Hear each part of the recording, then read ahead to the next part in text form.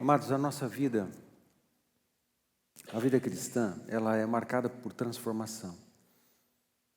É uma transformação que começa de dentro para fora.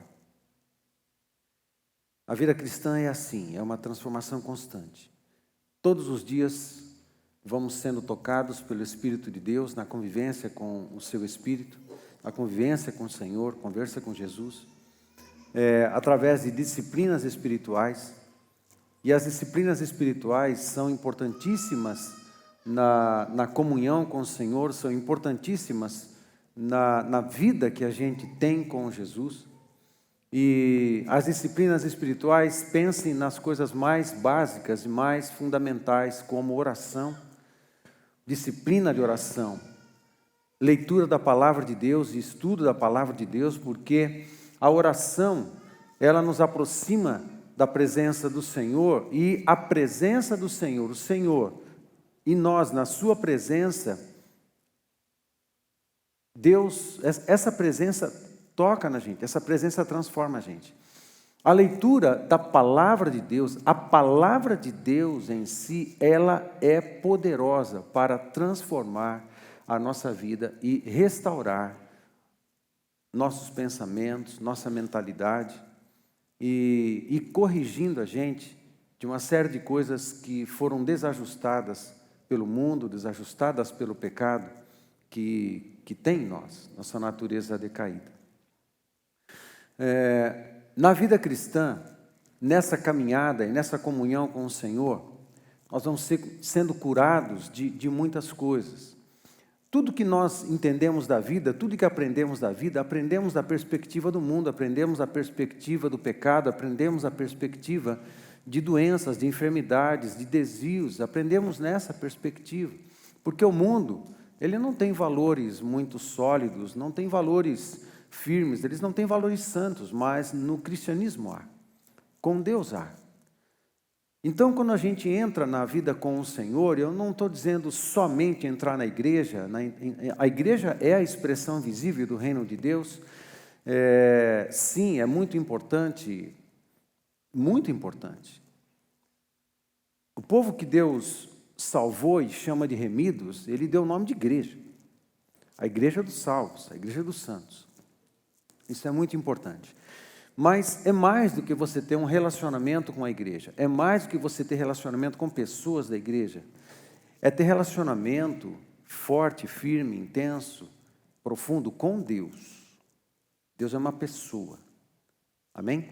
Deus é uma pessoa, então a gente se relaciona com Ele. Deus é uma pessoa, a gente anda com Ele. Deus é uma pessoa, a gente conhece a Ele como pessoa. Deus é uma pessoa, a gente conhece o seu coração, seus pensamentos, seus sentimentos. Deus é uma pessoa. Eu posso conhecê-lo cada vez mais. Deus é uma pessoa, assim a gente anda. E nessa caminhada com o Senhor, nós somos transformados. Nós precisamos ser transformados. Nós precisamos romper com todas as estruturas de pensamento e mentalidade que foram construídas em nós, que estão associadas a pecado. Nós precisamos de transformação. Nós precisamos aprender a pensar. Nós precisamos aprender a sentir. Nós precisamos de libertação das algemas, das bolas de ferro, das coisas que estão associadas a pecado. Nós precisamos de libertação desse conjunto de coisas. Eu preciso reaprender a pensar todas as coisas. Eu preciso aprender a me sentir como filho, a me sentir como aceito, a me sentir como filho do reino, a me sentir como filho querido, filho amado. Eu preciso aprender essas coisas.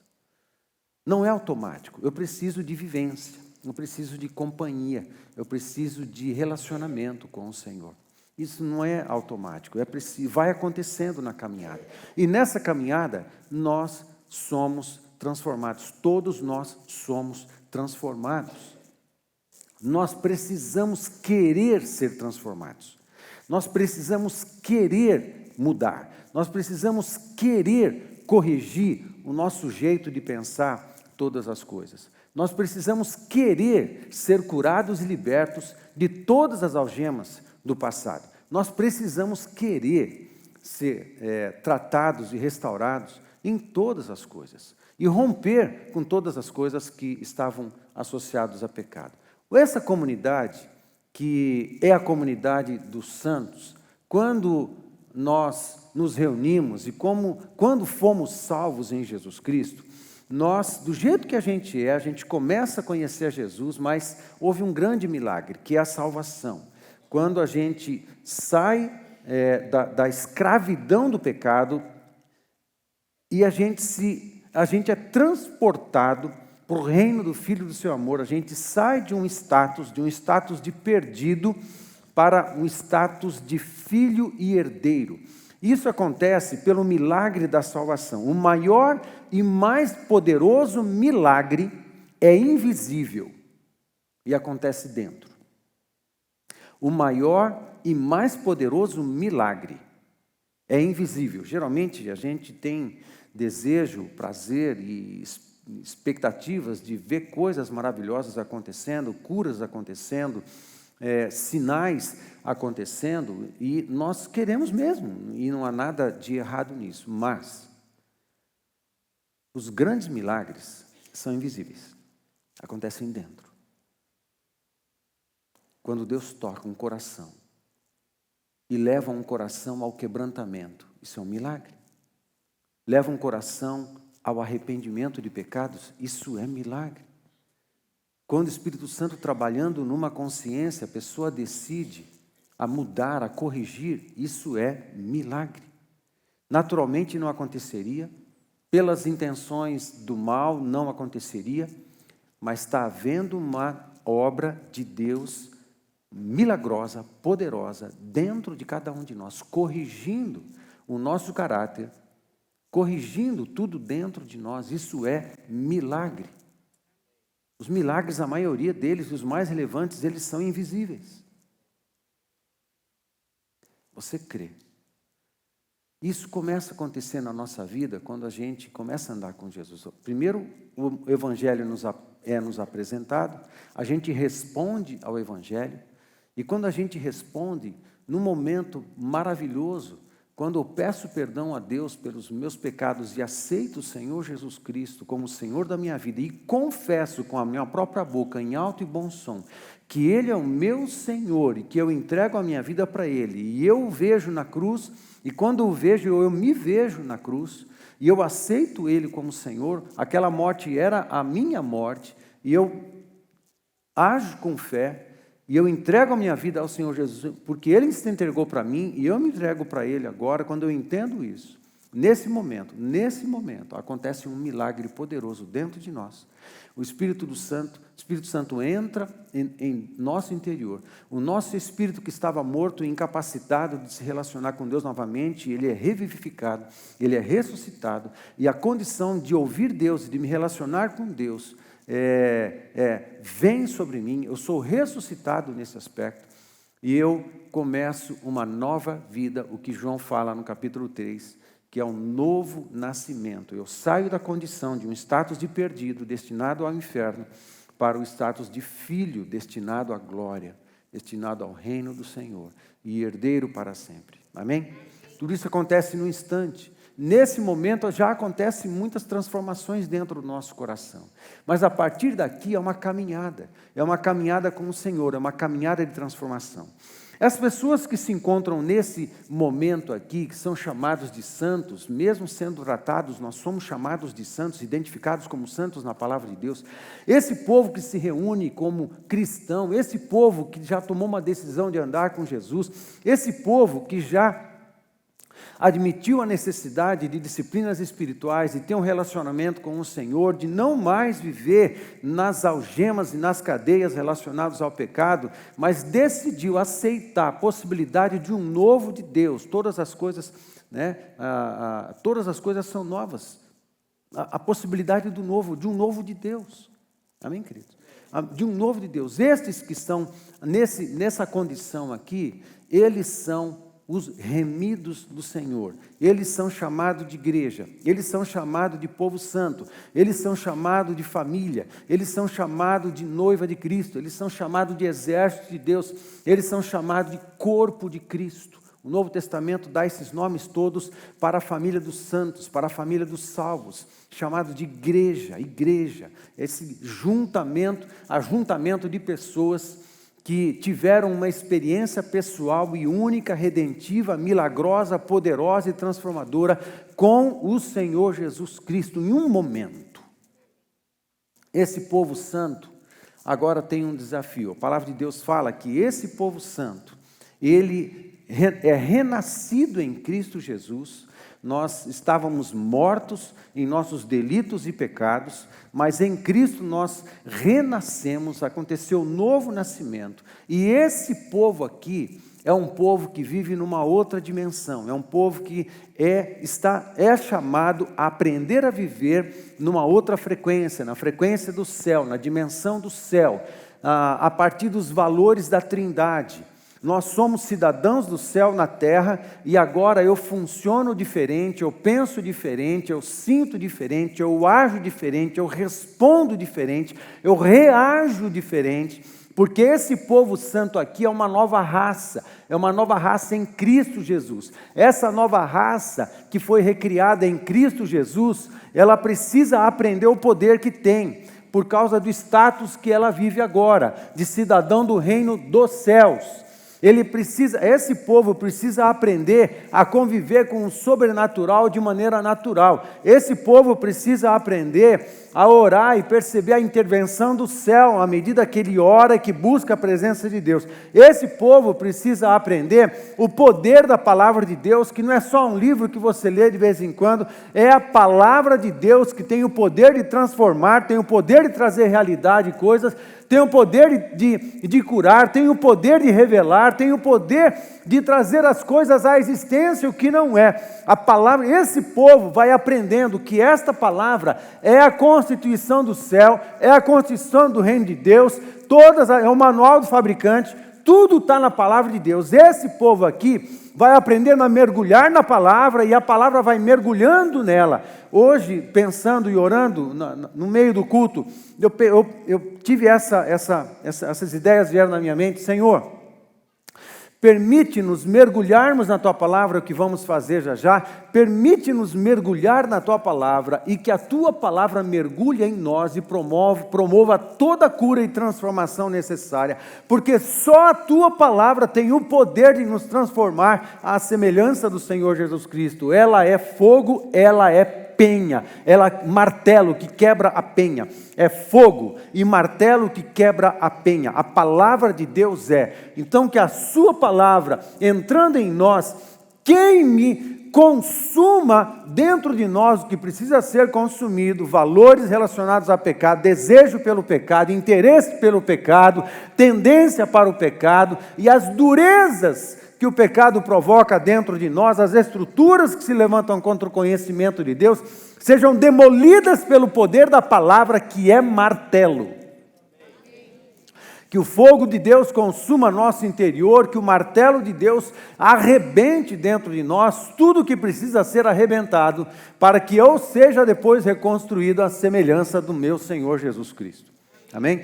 Esse povo aqui precisa reaprender a crer nos milagres, crer no sobrenatural, nas intervenções divinas, aprender a conviver nessa dimensão. Não importa, não tem limitações. Esse povo aqui nós precisamos aprender a crer que não existem impossíveis para nós que estamos aqui, mas também que nós continuamos sendo a obra. Ok? Há uma obra que Deus continua fazendo dentro de nós. Por quê? Eu preciso aprender a ser um cidadão do céu, aqui na terra.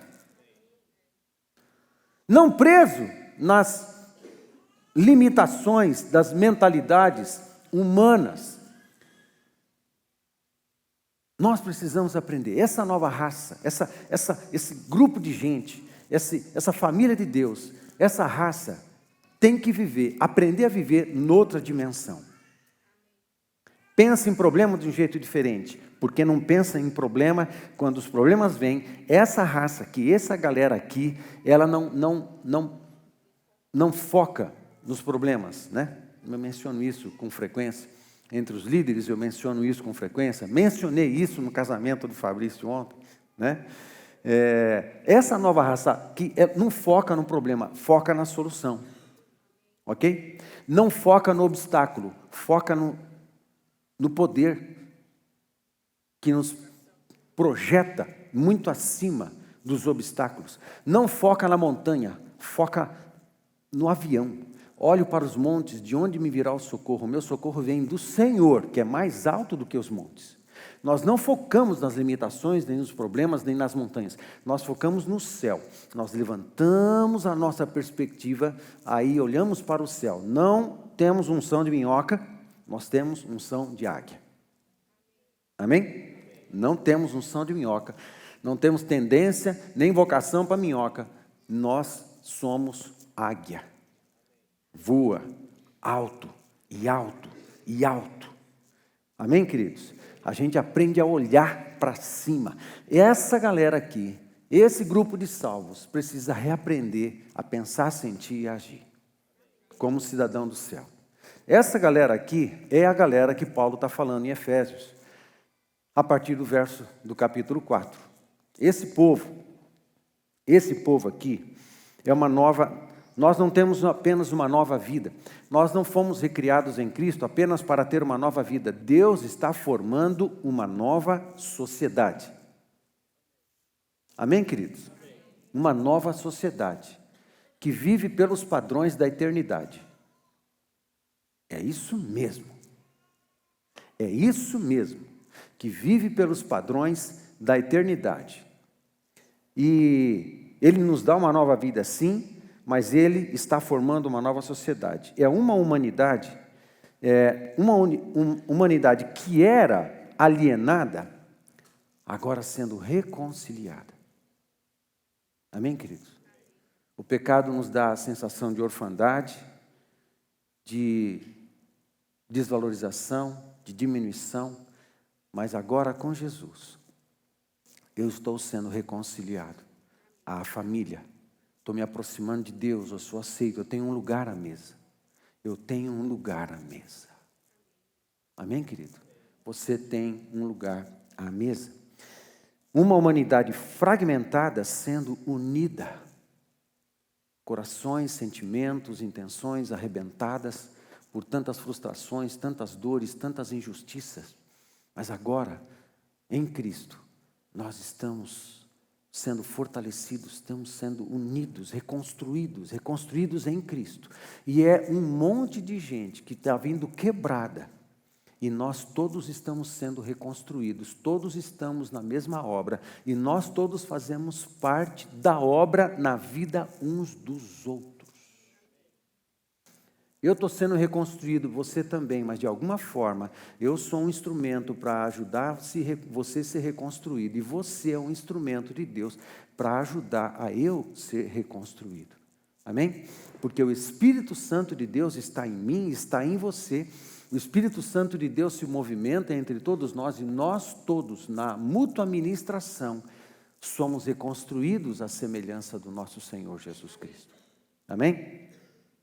Uma humanidade cativa pelo pecado, com a mente cativa, cativa às vezes pelas impossibilidades, pela incredulidade. Eu não tenho, eu não posso, eu não consigo. O que de bem tem nessa humanidade, na criação, é para os outros e não para mim. Essa mentalidade cativa na pobreza, cativa na miséria, cativa no desespero, cativa nas impossibilidades, cativa na inferioridade, cativa eu não sou ninguém, e na falta de amor próprio, uma mentalidade cativa nessas coisas. Agora, nós temos libertação. Essa galera aqui, esse povo em Cristo Jesus, nós somos libertos dessas coisas. Não preciso mais ficar preso ao passado. As injustiças do passado, aquilo que do pecado foi construído dentro de mim, que era ruim. Uma humanidade sem esperança e sem propósito, sendo salva e redimida.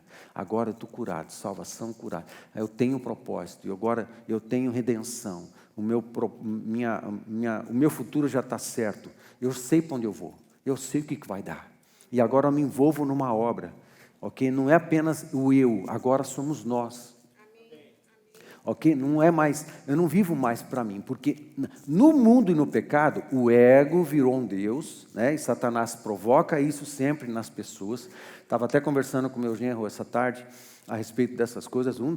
É um alvo, porque o nosso ego, ele foi malignizado lá no Éden, ele foi demonizado lá no Éden. É o ego, um ego inflado, sempre querendo ser mais do que é. Agora, então no mundo é tudo eu vou ter lucro, eu vou ganhar mais, eu vou me dar bem, e eu é sempre o eu. Agora, essa galera aqui da redenção, essa galera não pensa mais no eu. O ego é minimizado. Essa galera pensa no nós, porque essa galera vive em comunidade. Essa galera não vive na solidão, no isolamento. Essa galera não fala assim, a minha vida, não, essa galera fala assim, a nossa vida, a nossa casa, a nossa família, o propósito que eu estou envolvido, que é maior que eu.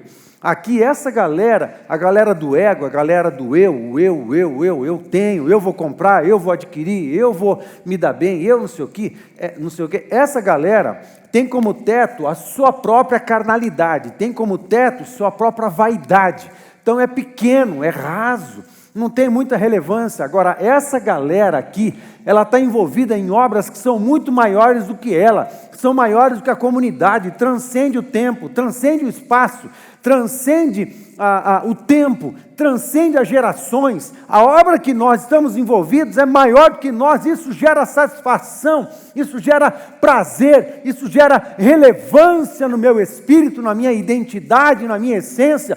Eu faço parte de uma obra maravilhosa, grandiosa, que só vai acabar quando Jesus voltar na sua segunda vinda, e eu sou obreiro nessa construção maravilhosa. Eu sou parte de algo lindo e maravilhoso. Amém, queridos?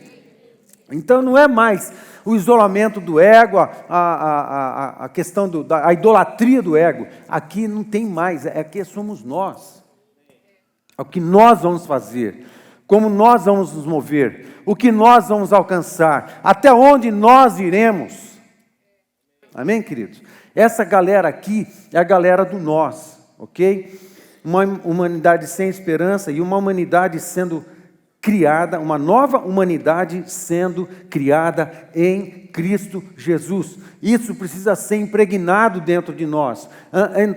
Viver o cristianismo não é cumprir uma agenda religiosa, não é cumprir uma agenda... Entenda, não há uma conotação muito negativa na agenda da igreja, não é isso que eu estou falando, mas a vida cristã não é resumida em algumas frequências na agenda da igreja, na célula, no culto ou em qualquer outra programação que a igreja realize. Vida cristã é outra coisa. Vida cristã tem a ver com uma experiência pessoal que você tem em Jesus Cristo, tem a ver com uma nova vida sendo reconstruída em você, tem a ver com experiências de mortificação diária, de quebrantamento diário, de mudança e transformação de caráter. Tem a ver com você se envolver numa obra maravilhosa que é maior do que você. Tem a ver com você passar a conviver com as realidades da eternidade, com as realidades do sobrenatural, com as realidades do céu. Tem a ver com você se relacionar com a Trindade. Tem a ver com você exercer amor.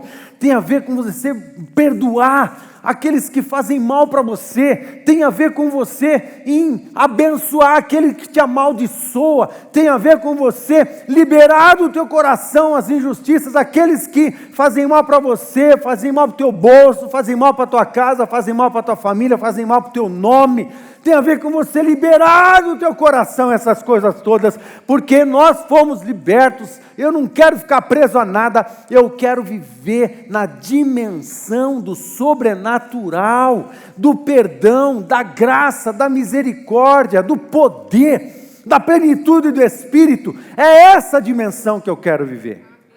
Amém? Assim nós somos chamados para viver nessa dimensão. Tem risco? Meu Deus, viver tem risco. Não quero sofrer mais. Nem eu quero sofrer mais. quero também sofrer mais, mas viver tem risco. Agora, Jesus cura o nosso coração também. Jesus, nessa vida, nessa convivência, Ele vai curando o nosso coração.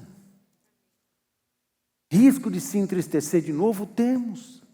Risco de se frustrar novamente, temos. Risco de ser traído, sim, nós temos.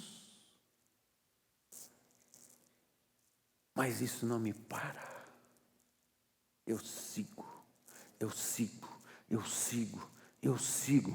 numa caminhada de transformação e sendo um instrumento e um agente de transformação para o bem na vida de todas as demais pessoas. Amém? Assim nós somos chamados a viver nessa comunidade dos salvos, uma nova vida unida a Cristo, com novos padrões de dignidade e santidade, que saiu da orfandade e individualidade egoísta para a vida em família e em comunidade, que preza e trabalha pela unidade, pela paz, pela maturidade, pelo reino de Deus. Amém, gente? Nós somos esse tipo de gente aqui.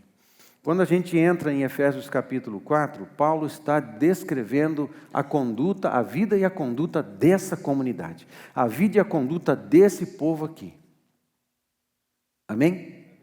A vida e a conduta desse povo que intensamente decidiu se relacionar com Deus e com a Trindade, que decidiu se relacionar em comunidade, que decidiu ter disciplinas espirituais, que decidiu, na caminhada com Jesus, ser transformado, e que decidiu ser um instrumento e um agente de transformação e de transformação para o bem na vida das demais pessoas.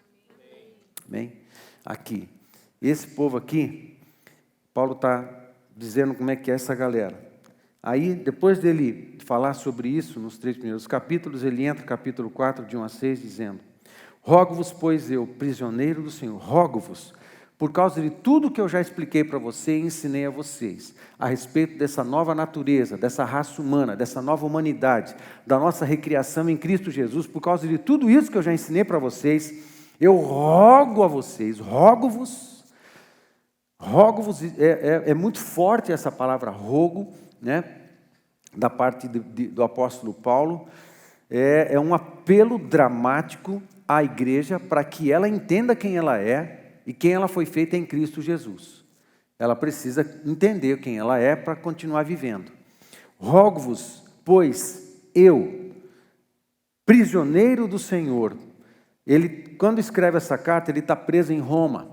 Ele está preso literalmente numa cadeia chamada prisão Mamertina. E eu tive a honra de poder visitar esse lugar onde Paulo ficou preso.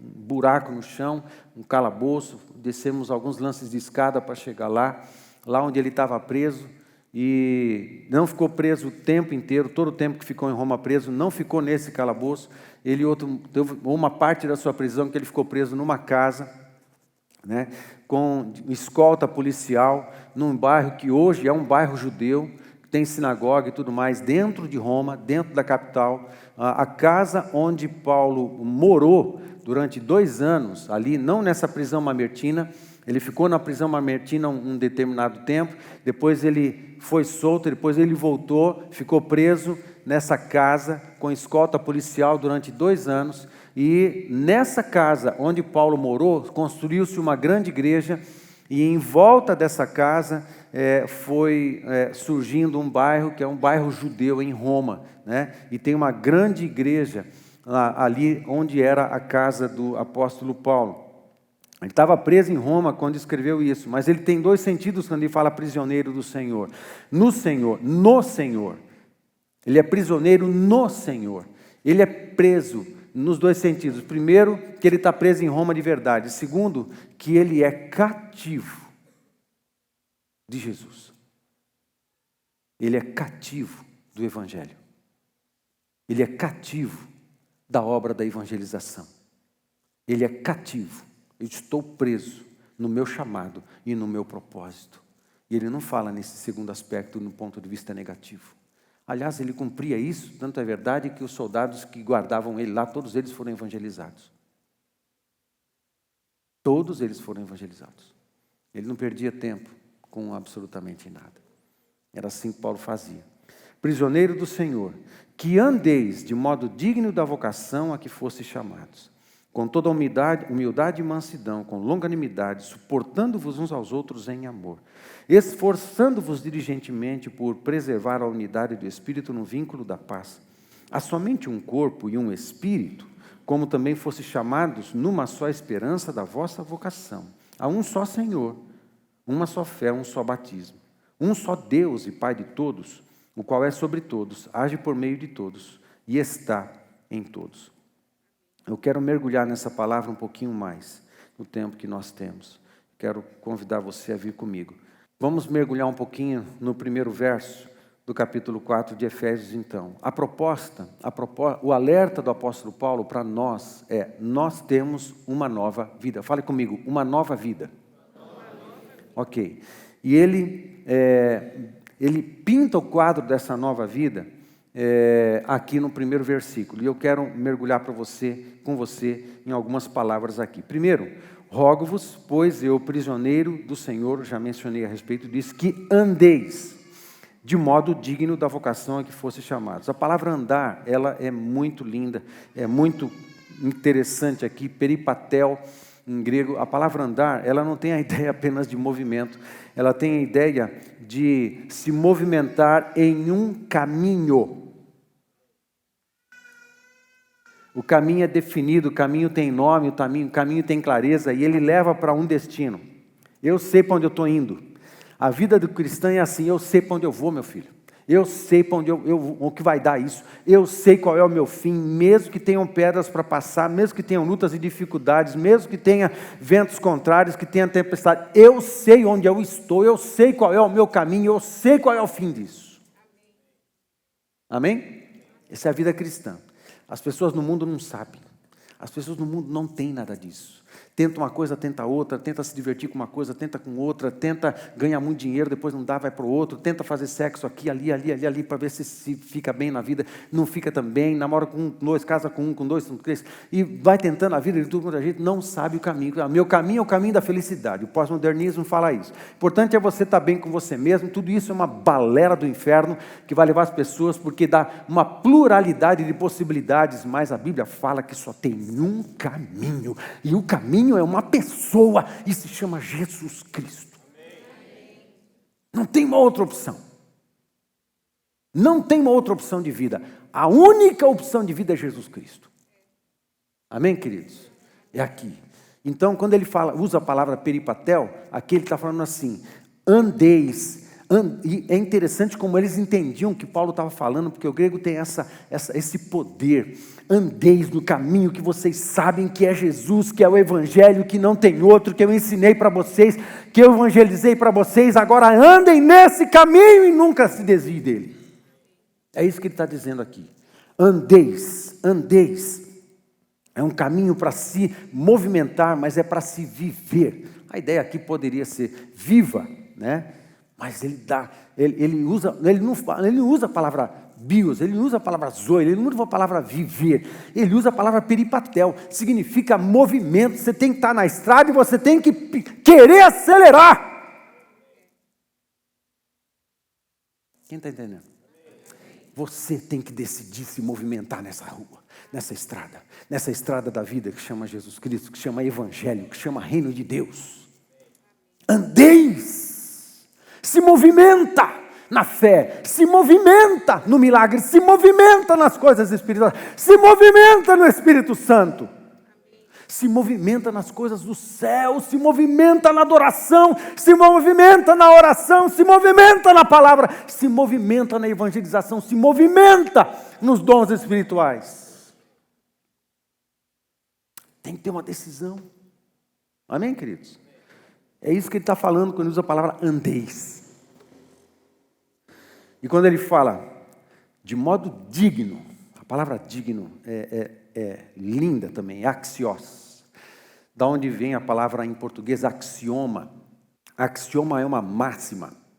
Axioma é uma proposição.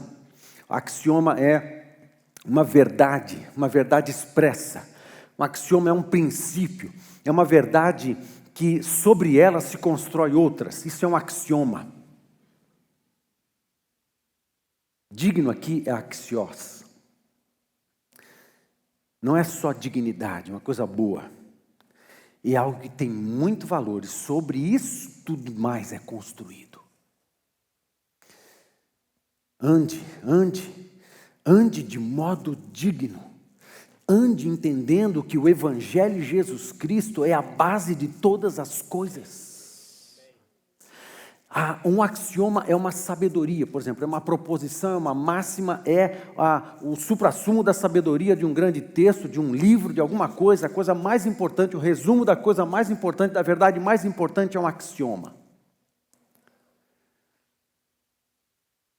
Ande de modo digno, como quem se movimenta entendendo o valor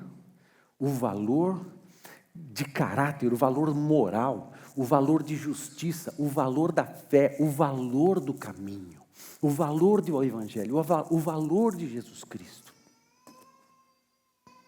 Se movimente assim, mas não se movimente só como quem se movimenta, querendo esse tudo que eu já falei, mas mais o valor do Evangelho é algo incomparável. Axios, de modo digno. E quando você se movimenta com essa certeza, o Evangelho vale a pena, Jesus vale a pena, dizer não ao pecado vale a pena, andar no Espírito vale a pena, investir em oração vale a pena, investir na palavra vale a pena, andar em santidade vale a pena, dignidade, porque o caminho é santo. O caminho é santo, porque Jesus é o santo. Então ande com dignidade nesse caminho. Andeis de modo digno da vocação a que fosse chamados. Vocação e chamado são palavras sinônimas, mas tem uma certa diferença. A palavra vocação aqui é klesis e chamado é kalel. Vocação é klesis, a ideia é chamado a. A vocação com que fosse chamados. A vocação klesis, é chamado a, chamado com um propósito. Há um caráter. Quando você se aproxima, as coisas aqui onde você está, tem um caráter, tem um conjunto de valores, tem um jeitão das coisas, tem uma cultura. Agora a palavra com que fosse chamados. A kalel é um chamado de longe. Vem para cá. Isso é o chamado. Vem para cá. Agora, vocação é a pessoa que atendeu o chamado, já chegou aqui, já se misturou aqui, falou assim, toma aqui para quê? Isso é vocação. Amém? Diferença entre vocação e chamado. Chamado, vem para cá, entra para o reino, vem para a salvação. E quando ele responde, e ele está na salvação, aí ele pergunta, como é que funciona aqui na salvação? Como é que as coisas são aqui? Amém? Como é que as coisas se movimentam aqui? Como é que eu tenho que fazer com aqueles que pecam contra mim? Como é que eu tenho que fazer no meu casamento? Como é que eu tenho que fazer aqui? Como é que eu tenho que me portar aqui? Você tem que se portar de maneira digna da sua vocação, porque você foi chamado. Agora, quando você entrou na salvação, aqui tem um padrão de valor. Tem um padrão de valor que é relacionado à Trindade. Tem um padrão de valor que está relacionado a Deus Pai. Um padrão de valor que está relacionado a Deus Filho, a Deus Espírito Santo. Aqui tem um padrão de relacionamento. Aqui tem um padrão de amor. Aqui tem um padrão de unidade. Aqui tem um padrão de serviço. Na comunidade da Trindade, todo mundo se envolvendo na mesma obra de alcançar você. Entenda, o céu inteiro se movimentou para alcançar você. Meu Deus do céu! A Trindade se movimentou para alcançar você. Aí ele movimentou os anjos, porque no céu todo mundo trabalha junto. Não bastasse, em Hebreus capítulo 1, fala assim que ele destinou espíritos ministradores que estão a serviço daqueles que hão de herdar a salvação. E Deus, a Trindade não apenas movimentou, ele falou com os anjos e falou assim, o negócio é o seguinte, vamos todo mundo trabalhar agora. Nós todos, vocês também anjos, vocês vão trabalhar a favor da raça humana que vai ser resgatada e vocês vão trabalhar segundo o meu propósito. Entra num projeto aí. A Trindade e o céu, eles trabalham juntos. Qual é o nosso padrão? É o céu. O que tem que ser visto aqui na igreja? Que é uma expressão visível do reino dos céus? A mesma cooperação, o mesmo trabalho, o mesmo envolvimento, a mesma aliança, o mesmo compromisso, de um monte de gente quebrada sendo curada, mas esse é o nosso padrão. Esse é o nosso padrão. Amém, queridos? Nós temos um padrão. Aí ele está falando de uma nova vida. Esses que entraram na nova vida, eles atenderam o chamado. Vamos de trás para frente, da última palavra do versículo para frente. Esses foram chamados. Os que atenderam os chamados receberam uma vocação. Olha que legal, dá para ir de trás para frente, para frente. De trás para frente no verso também. Os que foram chamados e atenderam os chamados, entraram na vocação, entraram na salvação, entraram na vida. Que tem uma dignidade, que tem um valor, que tem um padrão. E nessa vida tem movimento, andeis. E todos que se movimentam nessa vida têm a Jesus como Senhor. Amém? É lindo, né? A palavra de Deus é linda. Senhor, nós estamos entrando na sua palavra, que ela entre em nós e nos transforme. Quando a gente entra no segundo verso, aí, o primeiro verso fala de uma nova vida. O segundo verso fala de uma nova vida para ser vivida em comunidade de amor. Amém? Para ser vivida numa comunidade de amor. Aí no verso 2 a gente encontra o seguinte: com toda humildade, aí vem por horizontal. Ok? Caráter nos relacionamentos. Uma comunidade de amor, com toda humildade, mansidão, longanimidade, suportando-vos uns aos outros em amor.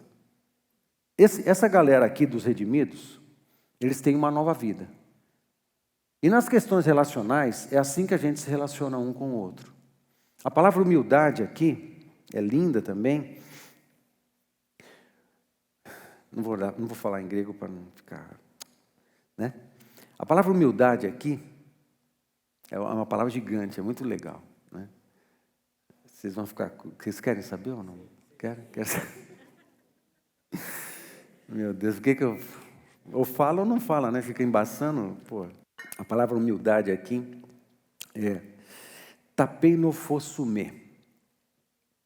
Tapeinofrossune.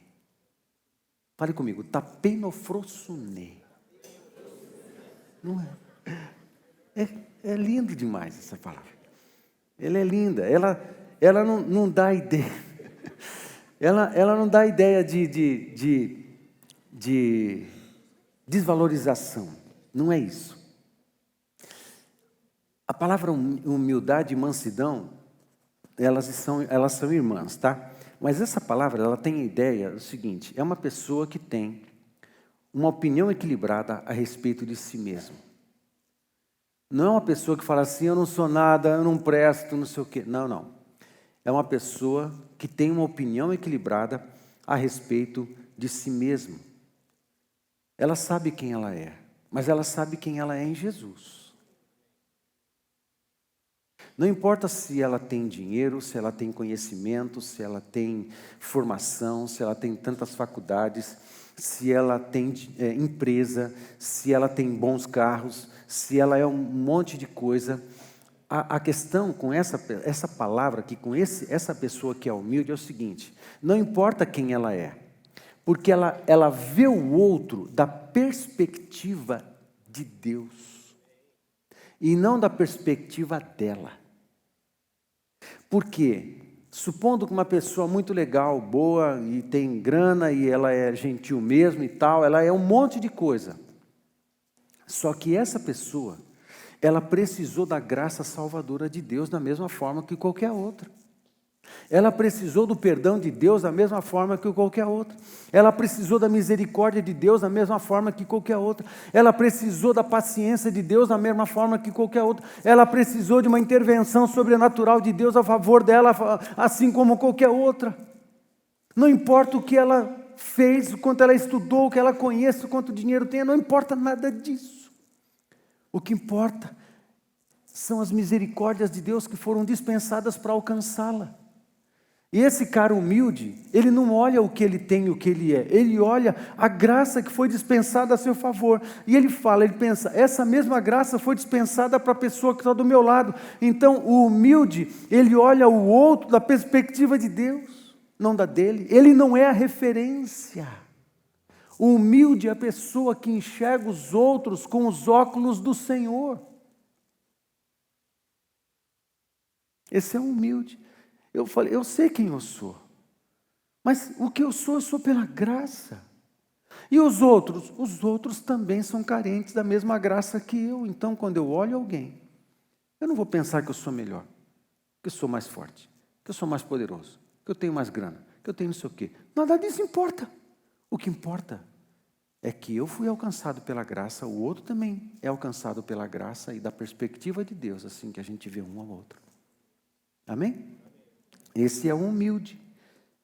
O humilde é a pessoa que sabe quem é, mas ele enxerga a si e os outros com os óculos do Senhor. Amém, queridos? É a humildade de mente. Essa pessoa pensa do jeito de Jesus. Ela tem humildade de mente, ela pensa de si moderadamente. E ela pensa os outros a partir da mente de Deus. Ela olha os outros com os óculos da graça. Ele não é referência. Jesus é referência. Quando você pensa quem quer que seja, tendo Jesus como referência, vamos abençoar as pessoas. Vamos ser complacentes, vamos ter paciência. Amém? A palavra mansidão aqui, esse povo aqui é humilde. Está trabalhando, está aprendendo a humildade. Amém? A gente precisa aprender a humildade.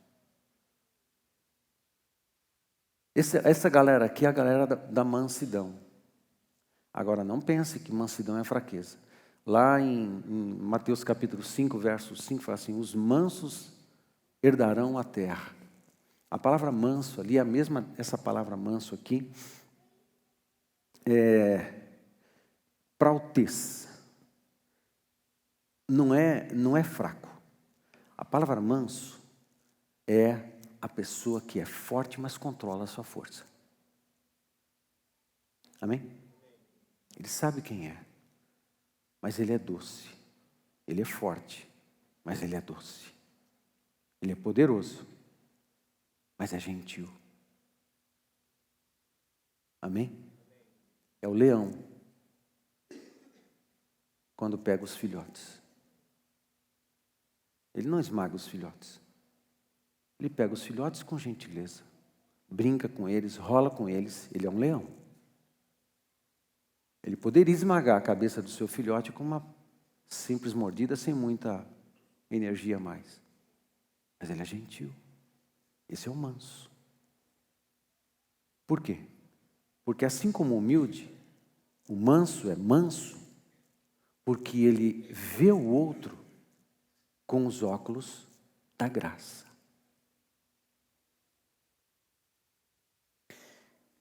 E humildade e mansidão formam um par.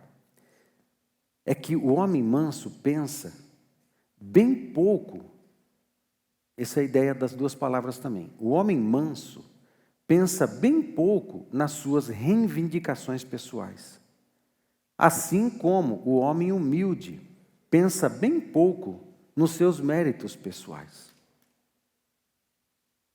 O humilde e o manso não fica pensando em si, porque o povo da redenção já não tem mais o ego como Deus. O povo da redenção está pensando no outro. Aqui, se tem sobeja e egoísmo, aqui sobeja o quê? Altruísmo. É o outro. Amém? O humilde e manso aqui não são virtudes dos fracos, são virtudes dos fortes. Mas que vem o outro da perspectiva de Deus. Amém? Essas duas virtudes foram achadas juntas em perfeito equilíbrio no caráter do Senhor Jesus Cristo, que se descreveu como sendo manso e humilde de coração, lá em Mateus capítulo 11, verso 29. Quem está cansado e sobrecarregado, vinde a mim. Vinde a mim, porque sou manso e humilde. É Jesus. Jesus é manso e humilde. Amém? E longânimo. Longânimo é macrotomia, é uma paciência que estica, é uma paciência longa, é uma paciência que vai além, é paciência. E a palavra paciência aqui, o texto tem e com longanimidade, vírgula, suportando-vos uns aos outros. É uma paciência também, bem parecida com humildade e mansidão, é uma paciência que leve em conta o caráter de Jesus, o que Jesus fez em cada um de nós, e eu aguento. Agora, a paciência, aqui macrotomia, ela tem duas ideias, ok? Ela dá a ideia, suportando-vos, a paciência está associada a uma postura, uma conduta de suportar. A palavra suportar aqui está linkada com longanimidade. E a palavra suportar, ela tem duas ideias. Tem a ideia de dar suporte, você coloca o ombro do lado da pessoa que está abatida, e você levanta ela, dá suporte, mas também tem a ideia de tolerar o chato. Ok? Longânimo, suportando-vos uns aos outros. Porque tem gente que você tem que tolerar. E esses que você tem que tolerar, você entra embaixo e levanta e dá suporte. E você faz isso com longanimidade. Assim, meu Deus do céu, há 15 anos ministrando nesse cabra, ele não melhora quase nada. Aí você entra e dá suporte para o camarada. Vai, fica aí, né? Longanimidade. Né? É assim que faz. Você faz as duas coisas. E assim, esse povo aqui é longânimo. A galera da redenção, eles são longânimos. Eles toleram. Ah, eu não tenho paciência. Eu tenho uma palavra para você. Morra.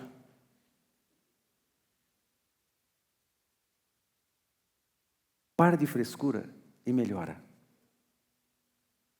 Morra. Ah, eu tenho sou ansioso, eu gosto de tudo na hora, não gosto de fila, não vou em banco porque eu não gosto de fila. Eu tenho uma palavra para você.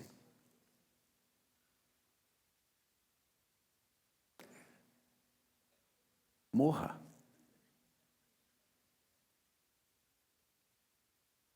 Para de frescura e seja longânimo.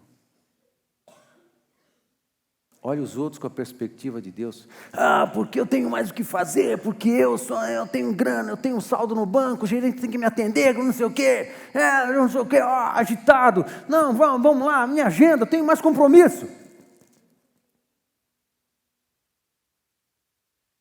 Morra.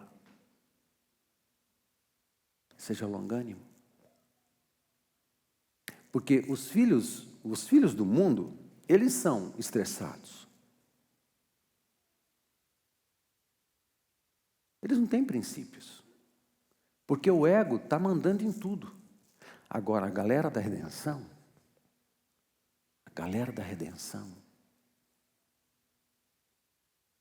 vai frutificar. Amém? Vai agir diferente.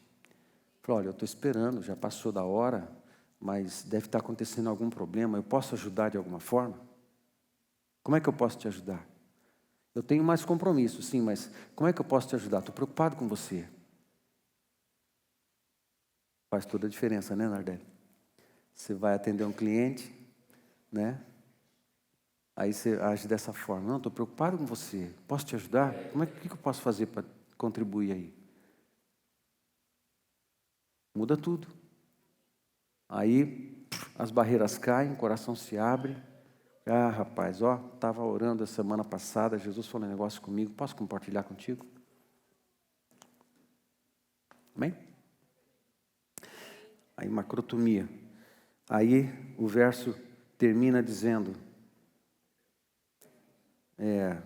O verso termina dizendo: suportando-vos uns aos outros em amor. Amor aqui é agape, é o amor de Deus, é o amor sacrificial, é o amor fraternal. Amado, o amor é o suprassumo de todas as virtudes. Só é possível ser humilde, manso e longânimo e suportar os outros se você decidir amar. Agora, nós fomos amados por Deus. Jesus foi para a cruz porque decidiu nos amar. Jesus foi para a cruz porque decidiu amar você.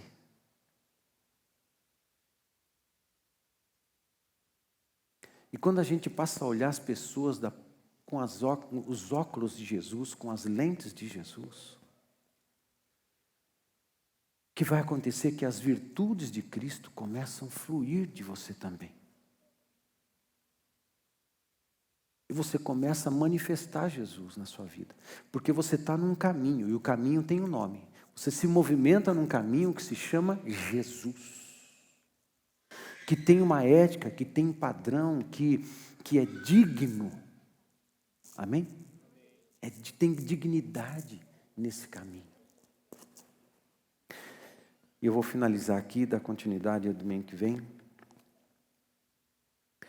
Sabe, eu quero orar com você. A galera daqui, a galera da redenção, essa galera, ela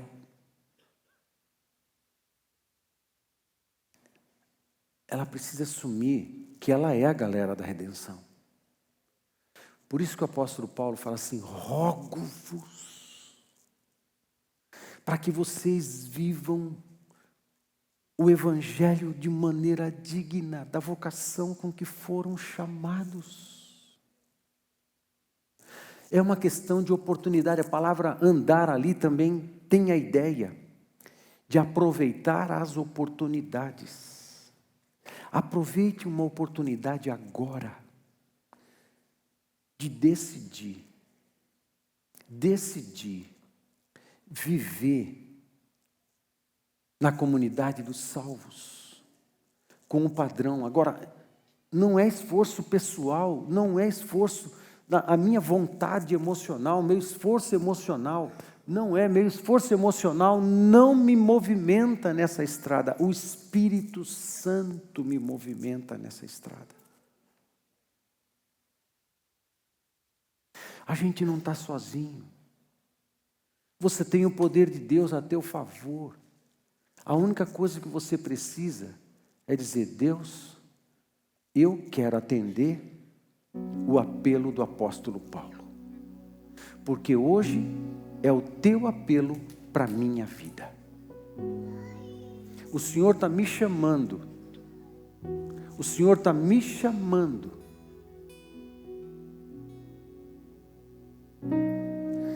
a andar nesse caminho de maneira digna e viver nos padrões da vocação dessa comunidade. Essa comunidade tem uma vocação. Você entrou numa comunidade que tem uma vocação. Ela tem a vocação de amar, ela tem a vocação de perdoar, ela tem a vocação do céu, de viver no sobrenatural. Ela tem uma vocação para ter disciplinas espirituais.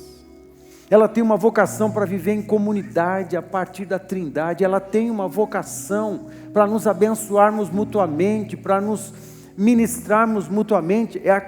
Essa galera da redenção tem uma vocação para viver as coisas da eternidade. Essa galera tem a vocação de ter vida de oração. Essa galera, ela tem uma vocação. Assim como Paulo convoca, roga, porque precisava rogar, porque a gente precisa aceitar isso, e precisa decidir a se movimentar neste caminho, dessa forma, nesse padrão. Deus está chamando a gente para viver nesse padrão, porque vida cristã é intensa, vida cristã é comunhão com o Senhor, é comunhão com os irmãos. Vida cristã é conviver com essa dimensão. Não é só cumprir algumas agendas da igreja. Tudo que a igreja faz é para ajudar você a estar perto dos irmãos, para que a gente, toda vez que estivermos juntos, a gente se ministrar mutuamente. Não existe crescimento na vida cristã isolado, por isso não existe desigrejado, ou existe igreja.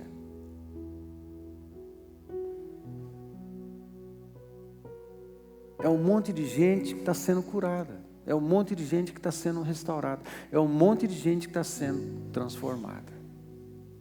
Mas ainda assim é igreja. Por isso a gente tem que ser longânimo, por isso a gente tem que ser manso, e por isso a gente tem que ser humilde. Porque está todo mundo em tratamento o tempo inteiro. Nós não valemos.